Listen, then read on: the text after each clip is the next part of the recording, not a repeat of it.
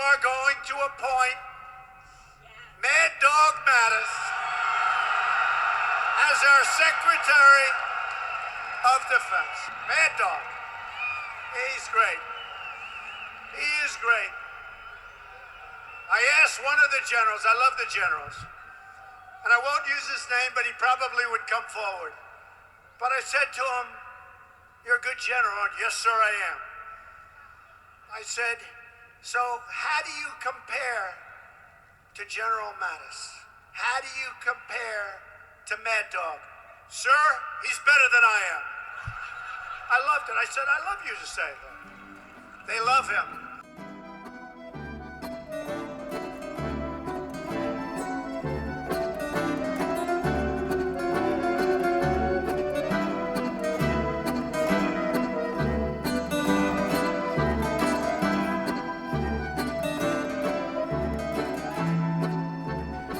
Hello world, you're listening to Strategicon, your window to all things security and foreign affairs.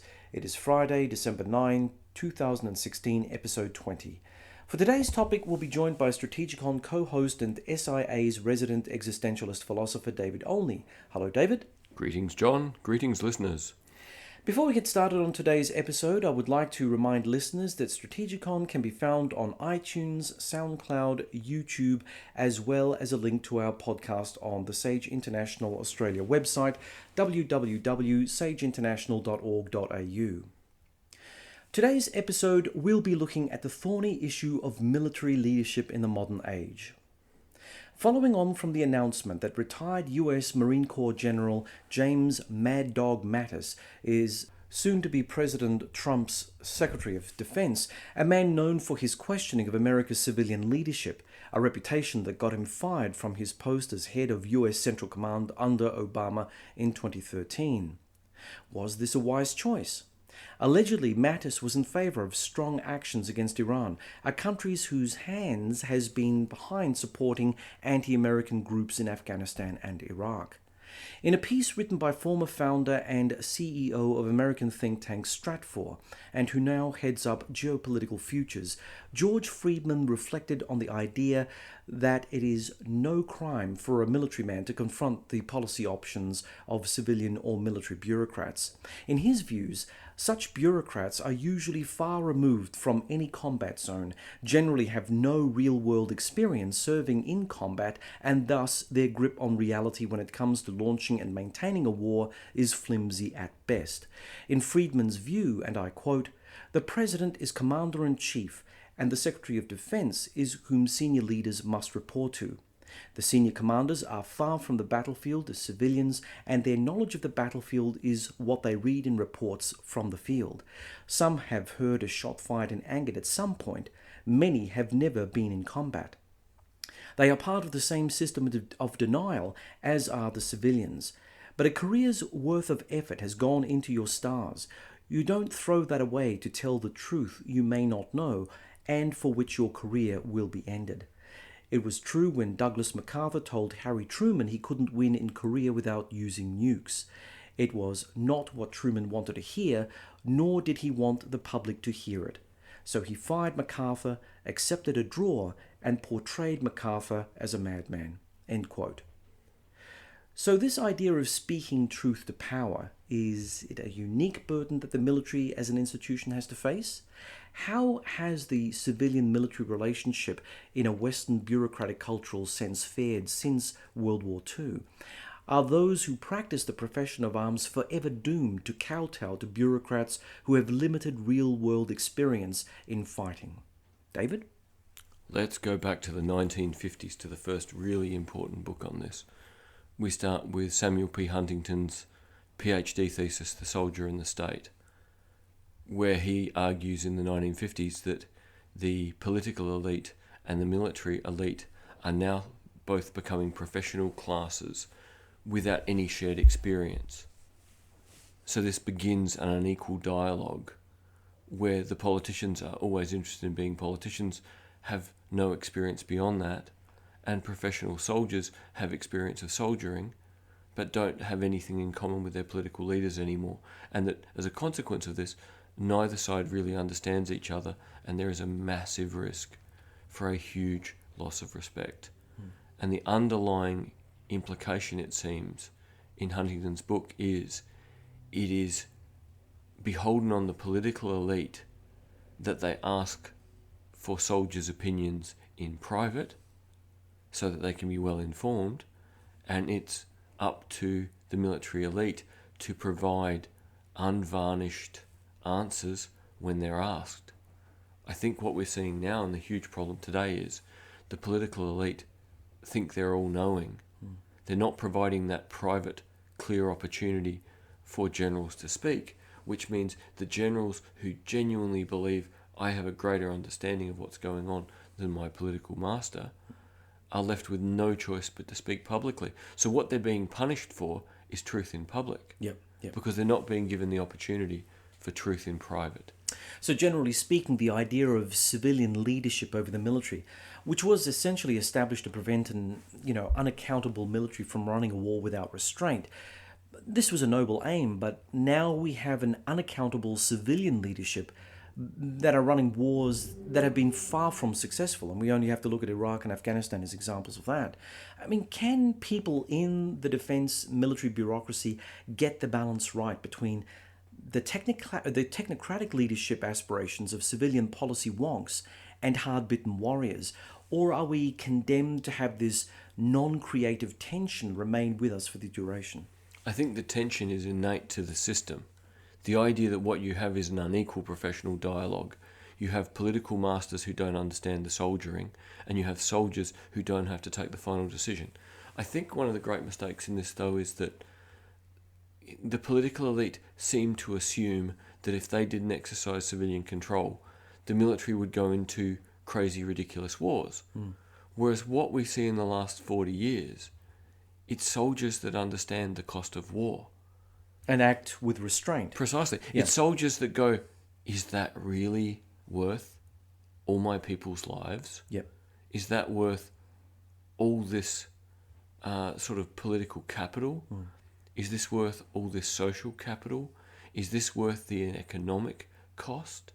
So the irony is the relationship was set up to stop the military elite going too far, and yet it's the military elite who, because of their genuine understanding of the cost of war, seem to be the ones who are more likely to stop. We don't seem to now have the crazies like LeMay in the 50s and early 60s going, bomb them all with nukes. Now we have generals who go, hang on, this is what it's going to cost. So it seems we've had a complete inversion where the ethics of war and the cost of war is better understood by the people who actually would fight it if ordered, but that's part of the unequal dialogue. If ordered, they will do exactly what they're ordered to do, but you better listen to them the rest of the time and give them an opportunity to speak. Is there not also another very overt problem with the way that we are managing military-civilian relations these days? And that is that the militaries in the West have become so highly professionalized that they are essentially Praetorian guards to their political masters, as opposed to being what they were in the old days when we had the draft and people were assumed to do their service, do their time in the forces, and so therefore there was a more democratic compulsion in terms of their citizenship credentials and how the society viewed their military establishments. Do we not just have a problem on that score alone? Because if the military is devoid of being able to feed back into public legitimacy, then they do become the plaything of the politician. And this is something that, again, we go back to Huntington's warning. What he was warning in the 50s is that both groups were coming professional. Yeah. So before that, with World War II, it didn't matter who got drafted and what they did, whether they went on to become a professional soldier at the end of World War II or went back and became a professional politician. They had the common ground of having served as citizen soldiers. So really, the real nub of this is always, where is the common ground of experience between professionals who haven't had any common ground really since they were 18? At 18, the politician goes to university and gets involved in student politics. At 18, the young officer starts at a military academy to get their university degree. And from that point onwards, the common ground of society. It's something they're grounded in. They will partner up with someone in society. They will raise children in society. But from ever and onwards from that point, we have two professional worlds. So I think it's very easy to point the finger at professional soldiers and say, you're the problem, you're otherworldly. But as we can see in the US election, the otherworldliness of the Democrats and the Republicans meant Trump is now president. Yep. Here in Australia, we're seeing the otherworldliness of both the Liberals and the Labor Party lead to people like Pauline Hanson and her party growing, and alternative centrists like Nick Xenophon having an opportunity to go from being one senator to being three. So what we're seeing is this is never just a one-sided problem, but it's very easy for the political masters in their ignorance and stupidity, because they don't have enough experience, to say it's the soldiers' fault. Yep. When in reality, they are as morphed out of shape by professionalism. So really, Huntington's warning about professionals has to be taken more broadly. Would you trust anyone at 18 to not be morphed by a lifetime of training for one profession? So the ability for all of these people to speak truth in the appropriate environment, but knowing who makes a final decision, who gives a final order, who must follow a final order. As long as all that is clear, we're probably okay. What seems to be the growing problem now is that is becoming, gradually, or perhaps even quickly, more unclear. One question that I have to ask you, in the Australian context, and I'm sure that it also happens elsewhere as well, especially in other Anglophone countries, but we're starting to see more control exercised by civilians in the defence and security area over the military. And by that I mean, you look at any major military base today, there is no mess life anymore. It's all been outsourced.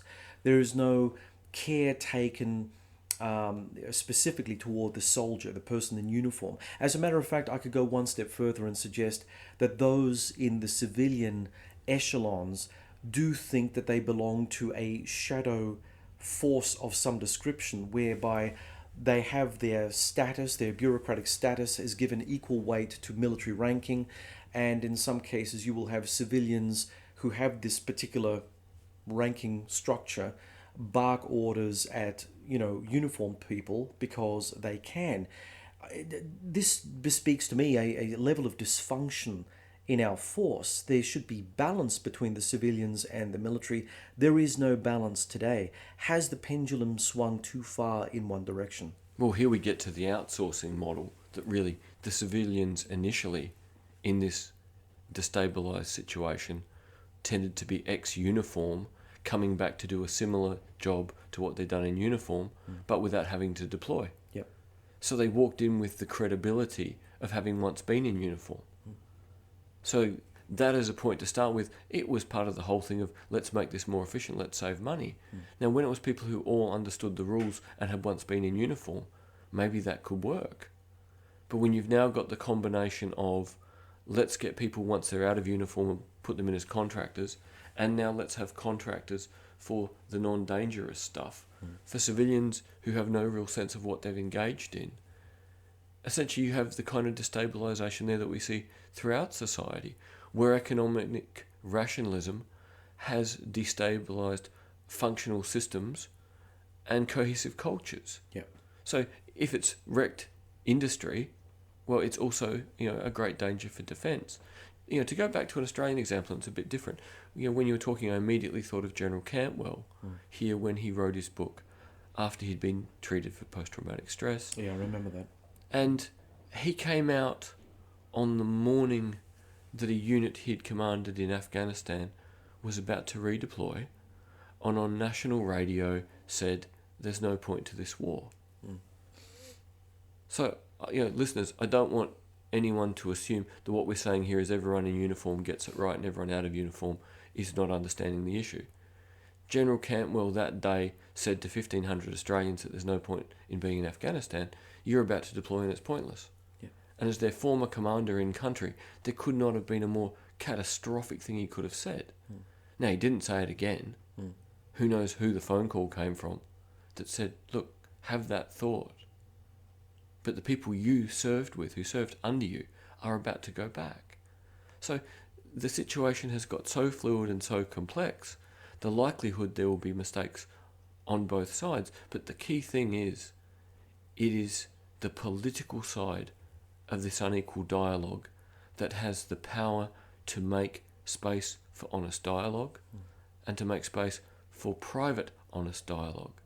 So they are the ones we have to hold to account. Okay, so if it is clear that the political leadership is pursuing a course of action that leads their country to war, does a senior military commander have the right to question civilian authority, even if it comes from the highest office in the land? Again, I'm going to play the lawyer card here and say, question's the wrong word. Can they explain to their political master that if we go forth with your proposition, here is the cost in blood, treasure, and credibility? Yeah.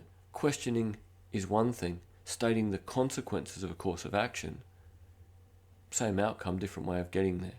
Yeah, but obviously there's, in everything, there seems to be that taint of politics that follows one through. So even if one were to be honest with your civilian authority that, hey, listen, this particular course of action can be done in theory and in practice, but ultimately what the end result may not necessarily be in our national interest, that will have a massive impact on the civilian hearing it. And that massive impact will not necessarily be a rational one. It may be the desire to lash out at the person, shoot the messenger kind of syndrome.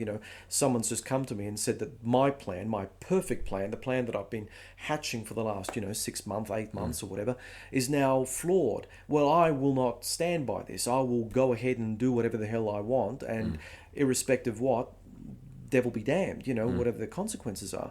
This is not necessarily good for anyone, for any country and any sort of military kind of relationship with civilian political leadership. It tends to, again, speak of something that is a very difficult balance in terms to get rational outcomes. There were plenty of people, both in uniform and out of uniform, that thought that George W. Bush mishandled the Iraq situation. But at the time, when you're kind of caught up in the structure that your government wants to go to war, for whatever the reasons are, you do what you're told. After all, your civilian leadership are your paymasters. You do follow orders, essentially, no matter how flawed those orders are, because if you really, have a sense for survival in that kind of environment, you need to follow those orders. The chain of command itself, though, can be highly corrupted from a philosophical and a moral standpoint if you play those cards too heavily. Well, again, if we go back to the fact it's the profession of arms, which means at some point you have to go and do the job. Yeah. So let's take a recent example of President Obama's first term and General David Petraeus running rings around Obama and his media team. Yeah. That David Petraeus could get his message out about Afghanistan more effectively with an interview first on Sunday morning in Washington, beating the president to the policy. So what we have in this environment of the profession of arms being so sophisticated is not just people who think in terms of the tactical. In order to do their jobs properly, they have to be educated at a level where they can conceive of the strategic. And as Stan McChrystal famously said, after resigning over the Rolling Stone article, I had to wise up about politics fast, and I didn't wise up quite fast enough. Well, you can see the opposite in David Petraeus. Yep. David Petraeus worked out that there's this game for making messages powerful in Washington, and he was better at it than the president. So this is the thing. By the very nature of you are still a citizen when you're a soldier, you have given up equality for a while. But even if you're a superstar, like Petraeus was, or like Stan McChrystal, or Mattis, or Flynn, your career is still over by mid-50s. You've achieved everything you're going to achieve in the military. Yeah. And you're mid-50s and probably fit, healthy, charismatic and disciplined. Perfect time to start your political career. But you don't want to declare that in advance because No. otherwise you'll end up making all these enemies. So the real problem is not that you can't have a second life, Yeah. but accepting that the unequal dialogue must last until the day where you are genuinely out of uniform. Okay, well that leads me to the next question, and that is, should a military commander be punished for insubordination for expressing a view that doesn't sit well with his or her colleagues? If that view was provided in that private, honest space, that would be totally unreasonable. If, like Petraeus, you use your media team to get on TV before the US president on a Sunday morning, Yeah. probably yes. Yeah. You know, so if we look at someone like Mattis speaking honestly, we'll never know this far away whether Mattis thought he'd been asked a question that he was expected to answer honestly. He didn't compromise national security. He stated his opinion as an expert. Now, everyone around him was allowed to do that. Yeah. Why was he not allowed as a former general? So when does the double standard become something that not just is it an unequal relationship when the soldiers are in uniform, but become a double standard that when they prepare to build that next life, that they're still held to an unrealistically high standard that the politicians rarely meet? Drilling down a little bit further, though, being a member of any bureaucracy demands that all members of the team subscribe to the same worldview. It is how careers are built, essentially. Outliers and rebels who hold differing opinions from the majority are usually treated poorly. Is there a way in which minority opinion, however divergent from the norm, can be legitimately raised and seriously considered, even when bandwagoning effects have largely determined what a group's policy outcome will be? Now, you talk about a safe space. Can you say more about how you can create a safe space in a bureaucracy that up to now has not necessarily got that safe space, that when people do put their necks on the line, and they may be doing it for all the noble reasons, they usually get their head lopped off one way or the other? I would argue that we'll use the evidence of who the military are talking to and engaging with in the US to make this point. We'll go, okay, if it's a hierarchy that can't deal with difference and openness, why is it getting positive psychologists like Martin Seligman and Sean Aker and the lady who wrote Grit, Angela Duckworth, in? Why is it getting psychologists like Marilee Adams in to talk about the difference between asking learner questions and judger questions? It seems very clear that certainly within the world of uniform, there is a desire to make it possible that when they take something up to the political masters, it at some level has been tested in as open and thorough a way as possible. That there are times where discussion is possible, but once the boss makes a decision, that's that. Yep. So that's not saying that military hierarchy doesn't work or that it's overbearing. It's saying that discussion is one thing, but then the boss makes a decision. Yeah. Then the boss presents that to the political masters. Then the political masters take a decision. This is constantly a thing of the fine line between the discussion space and the decision has been made. And there's plenty of evidence in the US in particular that they're trying very hard to make sure that this discussion space is present and that people are equipped to use it. So if we look back to after 9/11, it appears that President Bush really let people like Petraeus get on with winning. He hadn't defined winning, so soldiers did. So when someone like President Obama said to Stan McChrystal and David Petraeus, win in Afghanistan, well, they went off and kept trying to win their way. And then he goes, no, I don't like that. And they made a big deal in some of the books about his first term in office, of how he sat down and wrote 5 pages of what winning in Afghanistan meant to him. And this was like, it's ridiculous that the soldiers had to have this written out for them. Well, is it ridiculous? They went from understanding winning in terms of tactical victories leading to a strategic victory. Now they were given what the political definition was, and the minute they were given it, they changed strategy. Yeah. So once again, we go back to the point that each professional is trained in their area. And the political professional has to be as clear about how they are going to exercise control as the soldier in how they're going to apply their expertise in the management and application of violence. That if both of them or either of them fail, we end up with the messes of the last 10 years. Yeah. Okay, well, returning to General Mattis, considering that, his fall from grace was that he aired his concerns about the Iranians at a time when Obama was preparing his rapprochement with Tehran, a rapprochement that has largely failed to restrain Iranian actions in the Middle East in spite of the nuclear deal. Would a President Trump be more open to accepting the advice of a rebellious Marine Corps general?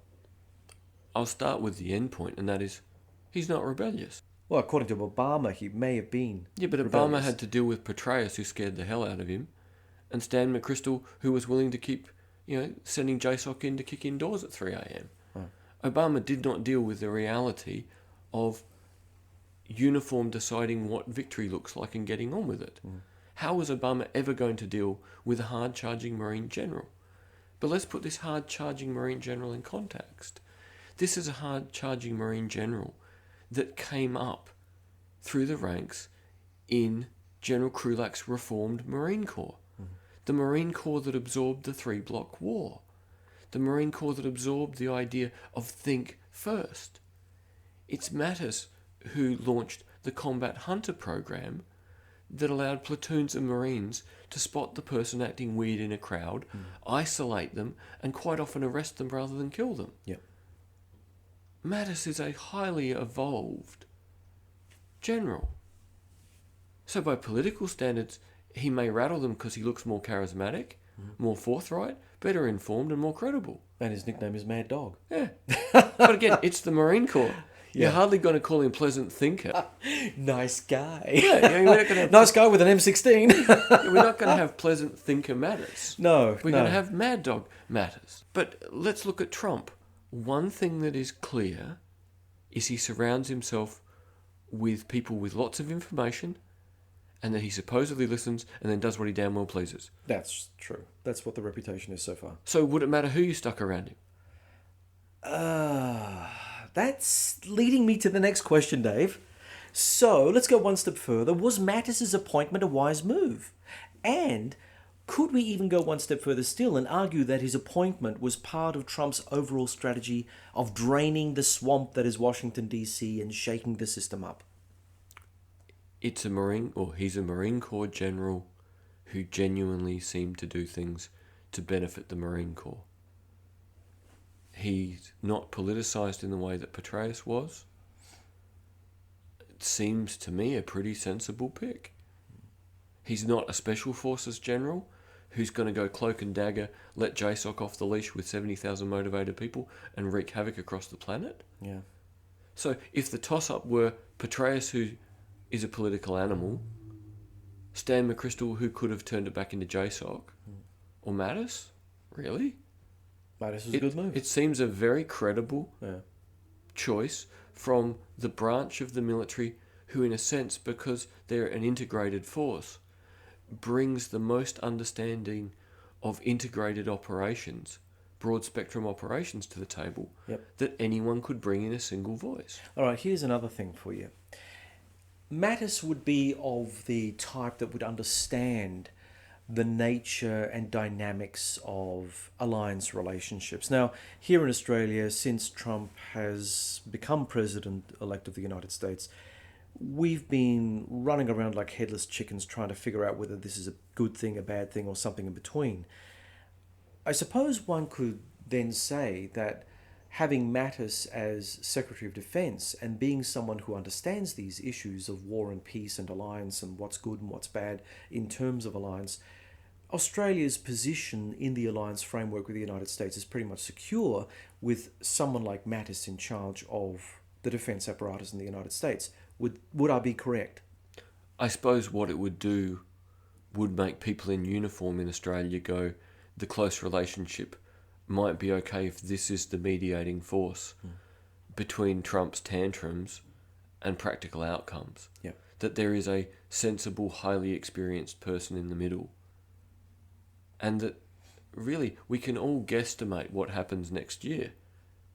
But until Trump gets power and starts exercising on a daily basis, we've got a reasonable person with a heap of experience.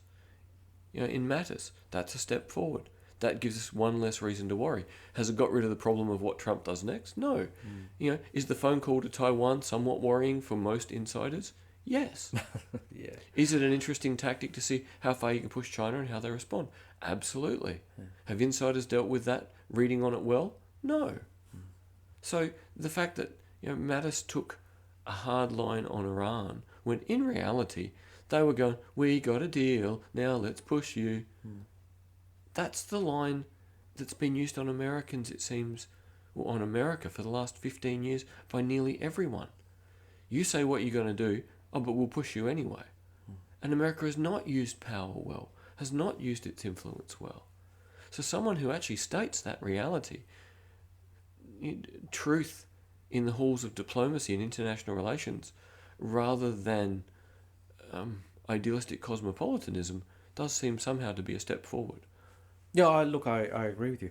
But interestingly enough, in terms of Mattis being the choice for the Secretary of Defense, it leads me to the next obvious question, and that is, what would be a good fit in the Secretary of State category? Who is going to be America's key diplomat? I mean, if we already have someone that is known by the name of Mad Dog, who gets the job done, who's the kind of go-to guy if you're in a knife fight, who will be the best diplomat? Could it be David Petraeus? I know his name has been bandied around. Or would it be better to have someone like a Mitt Romney, someone who, talks in the language of the old elite, so there's some sort of continuity feeding back to what the swamp used to be looking like, and not necessarily freaking too many people out. But then if, a Romney-type figure can't get the job done, you wheel out Mattis to scare the living crap out of people. I think I'm going to stay with your swamp analogy.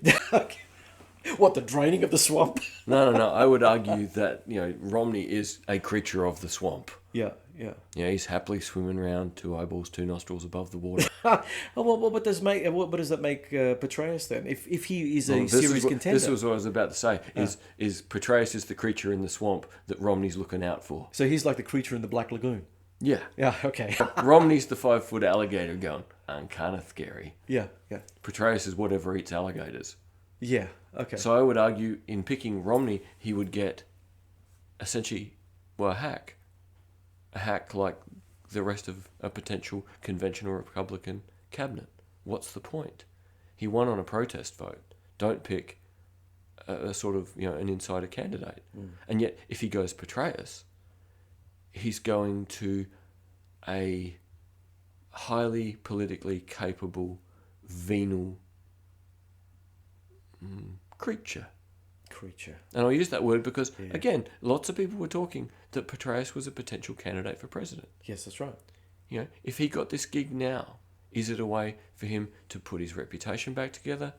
And, Trump is not an old man, but an older man. It's unlikely to be 8 years. Would Petraeus be a logical successor in as much as, okay, how did he go off the reservation? He did the dastardly with his biographer. Yep. In the scheme of things, that's not giving secrets to the Chinese. It's not snorting cocaine off his big toe. His going off the reservation, it was unpleasant in a pretendy, hyper-moral way. They live life just like everyone else, so when something happens, they make more of a tantrum about it because they hold themselves to an impossible standard. Sure. So if the worst thing he did was have sex with his biographer, really, by standards of Italian politics... Oh, well... Where's the problem? Let's not talk about Silvio. So my point being is, I think in a sense, Romney would be not far enough one way. He's too much still the conventional candidate. And perhaps Petraeus is... More of a threat. Yeah. So is there a diplomat who genuinely could be the diplomat? Bob Corker, who served on the Senate House Foreign Affairs Committee. And apparently he's good operator and probably would be the guy that would fall between the cracks of a Romney or a Petraeus. So if you were a Trump that thought, well, look, I'd like to, hang on to this gig for as long as I possibly can. I don't want to necessarily have someone breathing over my shoulder, looking to replace me. And yet I also don't want to have someone who will tarnish me as being part of the establishment that I'm riling against. Then Corker would probably be the guy that he would choose. So let's argue that is the compromise because it gets the job done without opening doors. If Trump wants to upset the system and wants a legacy, would he then still want to find some sort of role for Petraeus? Because let's be blunt, massive amounts of charisma, high public profile, an ego on a par with Trump's, a heck of a record until he slipped. Do you really not want to make use of a contender who is now like you outside the system, but could carry your dream forward? It seems to me that if Petraeus doesn't get this job, it makes no sense that he wouldn't get some other job because there's just too much talent there not to use. If Trump wants people who aren't Washington but understand power, in a sense, this residual group of generals are a good bunch of people to reach out to. They get stuff done. They've all been on the edge of Washington and seen how horrible it can be. Some of them, like that Petraeus, manipulated it brilliantly. They all made Obama uncomfortable, which is a sad indictment of the Democratic Party and their inability to run communication strategy well enough to beat a general in his media office. So it's a very interesting question. You'd want Petraeus around for something. Again, there's still talk of Mike Flynn getting some sort of role, despite the fact he appears to really have been very badly affected by something between Afghanistan and now. For sort of blurts about racism and Islam that just seem totally uncharacteristic to the very measured way he was a senior general. It was probably the role that he had that traumatized him so deeply and allowed him to vent in a very inappropriate way, which may probably come back and haunt him and not give him any position whatsoever because he's probably going to be politically cactus. And if that's the case with Flynn, it makes Petraeus in a role seem even more likely. Because again, the only thing Petraeus got himself in trouble for was a sex drive. Well, you can't really, hold him against... Most societies wouldn't. No. Well, only a pretendy prudish one like America would. Thanks for listening to this episode. We hope that you'll join us for our next exciting adventure through the world of geopolitics. Remember that you can subscribe to Strategicon through iTunes, SoundCloud and YouTube. And please like us on the Sage International Australia Facebook site and follow us on Twitter. We're always looking to pass on the most interesting information on international relations and security to our social media followers. And until next time, it's goodbye from me, John Bruni. And farewell from me, David Olney.